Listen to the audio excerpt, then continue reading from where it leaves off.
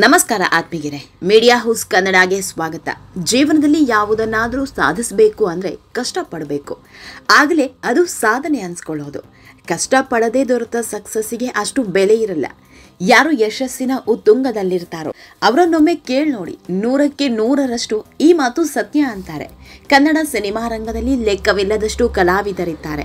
ಆದರೆ ನೈಜ ಅಭಿನಯದ ಮೂಲಕ ಪ್ರೇಕ್ಷಕರ ಮನಸ್ಸಲ್ಲಿ ಸದಾ ಚಿರಸ್ಥಾಯಿಯಾಗಿ ಉಳಿದವರು ಕೆಲವರು ಮಾತ್ರ. ಇಂಥ ಕಲೆ ಸಿದ್ಧಿಸಬೇಕು ಅಂದರೆ ರಂಗಭೂಮಿಯ ಕೊಡುಗೆ ಬೇಕೇ ಬೇಕು. ಹಿರಿಯ ನಟಿ ವಿದ್ಯಾಮೂರ್ತಿಯನ್ನು ನೋಡದವರೆಲ್ಲ ಬಿಡಿ. ಅದರಲ್ಲೂ ಟಿವಿ ನೋಡೋರಿಗಂತೂ ಇವರು ಚಿರಪರಿಚಿತ. ಇವರ ಸಹಜ ನಟನೆಗೆ ಎಂಥವರು ತಲೆದೂಗಬೇಕು. ಕೆಲವೊಮ್ಮೆ ಅಮ್ಮನಾಗಿ, ಅಕ್ಕನಾಗಿ, ದೊಡ್ಡಮ್ಮನಾಗಿ, ಅಜ್ಜಿಯಾಗಿ, ಹೀಗೆ ಯಾವುದೇ ಪಾತ್ರ ಕೊಟ್ಟರು ಅದಕ್ಕೆ ಜೀವ ತುಂಬಬಲ್ಲ ಮಹಾನಾಯಕಿ ಇವರು. ನಟಿ ವಿದ್ಯಾಮೂರ್ತಿಯವರು ಇವತ್ತು ಈ ಬಣ್ಣದ ಲೋಕದಲ್ಲಿ ಇದ್ದಾರೆ ಅಂದರೆ ಅದರ ಹಿಂದಿನ ಪರಿಶ್ರಮ ಅಷ್ಟಿಷ್ಟಲ್ಲ. ನಟನೆ ಅನ್ನೋದು ಇವರ ಹುಟ್ಟು ಕನಸು. ಆದರೆ ಅದನ್ನು ಈಡೇರಿಸಿಕೊಳ್ಳೋದಕ್ಕೆ ಪಟ್ಟಪಾಡು ಬಹುತೇಕರಿಗೆ ಗೊತ್ತಿಲ್ಲ. ನಟಿ ವಿದ್ಯಾಮೂರ್ತಿಯವರ ಬದುಕಿನ ಕಥೆಯನ್ನು ಇವತ್ತಿನ ವಿಡಿಯೋದಲ್ಲಿ ಹೇಳ್ತಾ ಹೋಗ್ತೀವಿ. ನಮ್ಮ ಚಾನಲ್ನ ನೀವಿನ್ನೂ ಸಬ್ಸ್ಕ್ರೈಬ್ ಮಾಡಿಲ್ಲ ಅಂದರೆ ಮಿಸ್ ಮಾಡಬೇಡಿ, ಈಗಲೇ ಸಬ್ಸ್ಕ್ರೈಬ್ ಮಾಡಿ. ಈ ವಿಡಿಯೋನ ಕೊನೆಯವರೆಗೂ ನೋಡಿ, ನಿಮ್ಮ ಅನಿಸಿಕೆಗಳನ್ನು ಕಮೆಂಟ್ ಮಾಡಿ. ಆತ್ಮೀಯರೇ, ದೊಡ್ಡವರು ಒಂದು ಮಾತು ಹೇಳ್ತಾರೆ, ಜೀವನದಲ್ಲಿ ಯಾರು ಏನೇ ಸಾಧನೆ ಮಾಡಬೇಕು ಅಂದರೆ ಮುಂದೆ ಗುರಿ ಇರಬೇಕು, ಹಿಂದೆ ಗುರು ಇರಬೇಕು ಅಂತ. ನಟಿ ವಿದ್ಯಾಮೂರ್ತಿಯವರಿಗೆ ಜೀವನದಲ್ಲಿ ಏನು ಮಾಡಬೇಕು ಅನ್ನೋ ಗುರಿ ಇರಲಿಲ್ಲ, ಆದರೆ ಹಿಂದೆ ಒಬ್ಬ ಗುರು ಇದ್ರು. ಇವರಲ್ಲಿ ನಟನ ಶಾರದೆ ಇದ್ದಾರೆ ಅನ್ನೋದನ್ನ ಗುರುತಿಸಿದವರೇ ಮಿಡಲ್ ಕ್ಲಾಸ್ ಟೀಚರ್ ರತ್ನಮ್ಮ. ಶಾಲಾ ಸಮಾರಂಭಗಳ ಪ್ರತಿಯೊಂದು ಕಾರ್ಯಕ್ರಮದಲ್ಲೂ ಸಂಗೀತ, ನೃತ್ಯ, ನಾಟಕ, ಚರ್ಚಾ ಸ್ಪರ್ಧೆ, ಭಾಷಣ, ಹೀಗೆ ಎಲ್ಲದರಲ್ಲೂ ವಿದ್ಯಾಮೂರ್ತಿಯವರಿಗೊಂದು ಅವಕಾಶ ಮೀಸಲಿಡ್ತಾ ಇದ್ರು. ಅದಕ್ಕೆ ತಕ್ಕಂತೆ ಇವರ ಮನೆಯೂ ಒಂಥರ ರಂಗಮಂದಿರವೇ. ಅಣ್ಣ ಭರತನಾಟ್ಯ ಪಟು, ಒಳ್ಳೆ ನಟ, ಮತ್ತೊಬ್ಬ ಅಣ್ಣ ಹಾಡುಗಾರ, ತಂದೆ ಕನ್ನಡ ಪಂಡಿತರು, ಕಾವ್ಯವಾಚನ ಮಾಡ್ತಾ ಇದ್ರು. ಆಗ ಇವರ ಮನೆಯಲ್ಲಿ ಹೆಣ್ಮಕ್ಳಿಗೆ ಕಡ್ಡಾಯ ಅನ್ನೋ ಹಾಗೆ ಸಂಗೀತ ಪಾಠ ಹೇಳ್ಕೊಡ್ತಾ ಇದ್ರು. ಸಂಗೀತ, ನೃತ್ಯ ಮನೆಯವರ ಬಳುವಳಿಯಾಗಿ ಬಂದ್ರೆ ಅಭಿನಯ ಮಾತ್ರ ಟೀಚರ್ ರತ್ನಮ್ಮ ಮಿಸ್ ನೀಡಿದ ಬಳುವಳಿ. ಮಗಳನ್ನ ಚೆನ್ನಾಗಿ ಓದಿಸ್ಬೇಕು, ದೊಡ್ಡ ಹುದ್ದೆಗೆ ಏರಿಸಬೇಕು ಅನ್ನೋ ಕಾರಣಕ್ಕೆ ಮಗಳಿಗೆ ವಿದ್ಯಾ ಅಂತ ಹೆಸರಿಟ್ಟಿದ್ರು. ಆದ್ರೆ ಚಿಕ್ಕವರಾಗಿದ್ದಾಗ ಇವರಿಗಿದ್ದ ಕನಸೊಂದೆ ಮದುವೆ ಆಗಬೇಕು ಅನ್ನೋದು. ಆತ್ಮೀಯರೇ, ಹಾಗೋ ಹೇಗೋ ಕಾಲೇಜಿಗೆ ಕಾಲಿಟ್ಟ ನಟಿ ವಿದ್ಯಾಮೂರ್ತಿಯವರಿಗೆ ಕಲೆ ಬಗ್ಗೆ ಮತ್ತಷ್ಟು ಹುಚ್ಚು ಹಚ್ಚಿದ್ದೆ NMKRV ಮಹಿಳಾ ಕಾಲೇಜಿನಲ್ಲಿ. ದಿನೇ ದಿನೇ ನಟನೆಯನ್ನ ಕರಗತ ಮಾಡಿಕೊಂಡ ನಟಿ ವಿದ್ಯಾ ಮುಂದೆ ತಾನೊಬ್ಬ ಒಳ್ಳೆ ಕಲಾವಿದೆ ಆಗಬೇಕು ಅನ್ನೋ ಕನಸು ಕಾಣ್ತಾರೆ. ಆದ್ರೆ ಮನೆಯಲ್ಲಿ ಇದಕ್ಕೆ ತದ್ವಿರುದ್ಧ. ಇವರ ಸ್ವಂತ ಅಣ್ಣ ಅಂದಿನ ಕಾಲದಲ್ಲೇ ದೊಡ್ಡ ಕಲಾವಿದರಾಗಿದ್ರು. ತಂಗಿಯನ್ನ ಮಾತ್ರ ನಟನೆಗೆ ಬಿಡಲ್ಲ ಅಂತ ಹಠ ಹಿಡಿದು ಕುಳಿತಿದ್ರು. ಅಪ್ಪನೂ ಸಹ ಅಣ್ಣನ ಮಾತಿಗೆ ತಲೆಯಾಡಿಸಿದ್ರು. ನೀನು ನಾಟಕ ಗೀಟಕ ಅಂತ ಹೋಗೋದಾದ್ರೆ ಅದೆಲ್ಲ ಮದುವೆ ಆದಮೇಲೆ, ಗಂಡ ಕಳಿಸಿದ್ರೆ ಏನು ಬೇಕಾದರೂ ಮಾಡು, ಈಗ ಮಾತ್ರ ಇದಕ್ಕೆಲ್ಲ ಅವಕಾಶ ಇಲ್ಲ ಅಂತ ಕಡ್ಡಿ ಮುರಿದಂತೆ ಹೇಳಿದರು. ಹೀಗಾಗಿ ನಟಿ ವಿದ್ಯಾಮೂರ್ತಿಯವರಿಗೆ ನಟಿಸಬೇಕು ಅನ್ನೋ ಹಂಬಲ ಈಡೇರಲೇ ಇಲ್ಲ.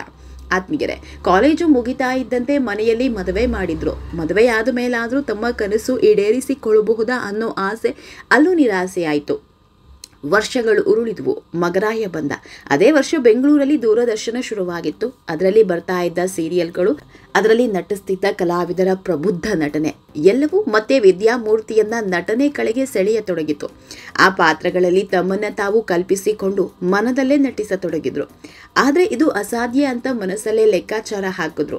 ಯಾಕಂದ್ರೆ ತಾಯಿ ಆದ ಮೇಲೆ ಬದಲಾಗುವ ಶರೀರ ಸ್ಥಿತಿ, ಹೊಣೆಗಾರಿಕೆ, ಇದಕ್ಕೆಲ್ಲ ಅವಕಾಶ ಮಾಡಿಕೊಡಲ್ಲ ಅನ್ನೋ ಬೇಲಿ ಹಾಕೊಂಡಿದ್ರು.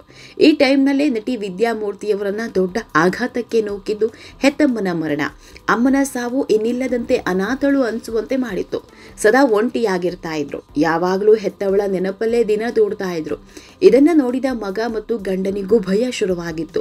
ಹೀಗಿರುವಾಗ ವಿದ್ಯಾ ಬಳಿ ಬಂದ ಅವರ ಗಂಡ ಒಂದು ಸಲಹೆ ನೀಡ್ತಾರೆ. ನೀನ್ ಯಾಕೆ ನಟನೆ ಮಾಡಬಾರ್ದು? ನಿನಗೂ ನಟನೆ ಅಂದ್ರೆ ತುಂಬಾ ಇಷ್ಟ. ಅಲ್ಲಿ ಟೈಮ್ ಕಳೆಯೋದ್ರಿಂದ ನಿನ್ನಲ್ಲಿರೋ ಒಂಟಿತನ ದೂರ ಆಗುತ್ತೆ ಅನ್ನೋ ಸಲಹೆ ಕೊಡ್ತಾರೆ. ಇದನ್ನ ಕೇಳಿ ವಿದ್ಯಾಮೂರ್ತಿಯವರಿಗೆ ಏನ್ ಮಾತನಾಡಬೇಕು ಅನ್ನೋದೇ ತೋಚಲ್ಲ. ಆದರೆ ಅವಕಾಶ ಗಿಟ್ಟಿಸಿಕೊಳ್ಳೋದು ಹೇಗೆ ಅನ್ನೋ ಯೋಚನೆ ಶುರುವಾಗಿತ್ತು.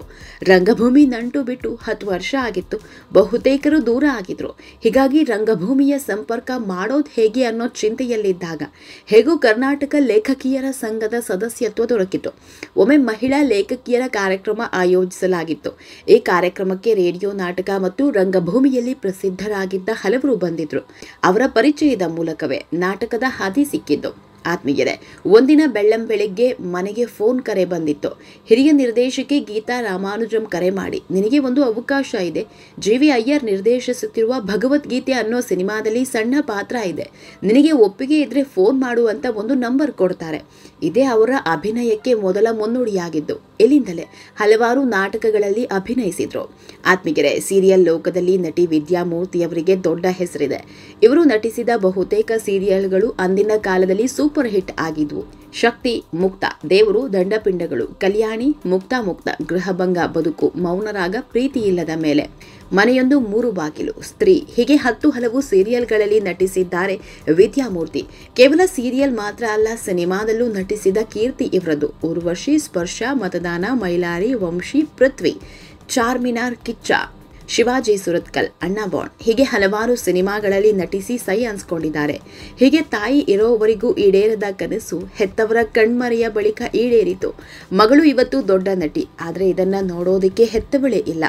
ಆತ್ಮೀಯರೇ, ಈ ವಿಡಿಯೋ ನಿಮಗೆ ಇಷ್ಟವಾದಲ್ಲಿ ಲೈಕ್ ಮಾಡಿ, ಶೇರ್ ಮಾಡಿ, ಕಮೆಂಟ್ ಮಾಡಿ. ಇನ್ನೂ ನಮ್ಮ ಚಾನಲ್ನ ಸಬ್ಸ್ಕ್ರೈಬ್ ಮಾಡಿಲ್ಲ ಅಂದರೆ ಮಿಸ್ ಮಾಡಬೇಡಿ, ಈಗಲೇ ಸಬ್ಸ್ಕ್ರೈಬ್ ಮಾಡಿ.